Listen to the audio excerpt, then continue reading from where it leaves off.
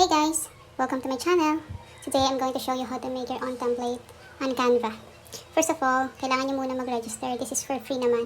Search nyo lang sa Google Canva.com tapos mag-register na kayo, very easy.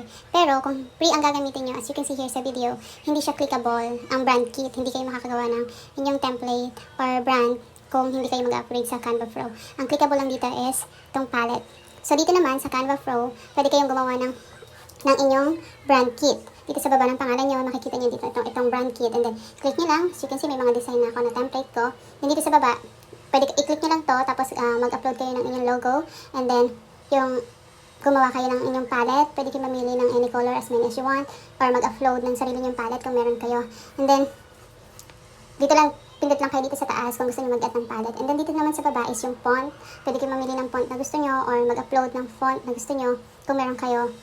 And then, edit yung name kung gusto nyo i-edit, just like this. And then, proceed dito sa brand voice. Pwede nyo gamitin itong Magic Me Canva or pwede rin kayong gumamit ng AI or make your own. And then, upload your photos, graphic, and icon. And then, wala, yan. Meron na kayong brand kit. And then, para makagawa kayo ng template, gawa lang kayo ng design. Pwede kayong mag-custom ng size, kagaya nito. And then, pwede kayong mamili ng image or icon na gusto nyo ilagay. Ako, ito muna yung gagamitin ko. And then, click share.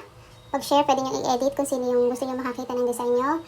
Kagaya dito. And then, i-edit nyo kung gusto nyo na, okay sa inyo na ma-edit nila. And then, here, click the template. And then, download. Kung gusto nyo i-post sa Facebook, i-copy nyo muna yung link. And then, paste it to Facebook para sino mag-click ng link, mag-redirect dito sa design. And that's it. Meron na kayong template. Yun lang. Thank you for watching. Bye.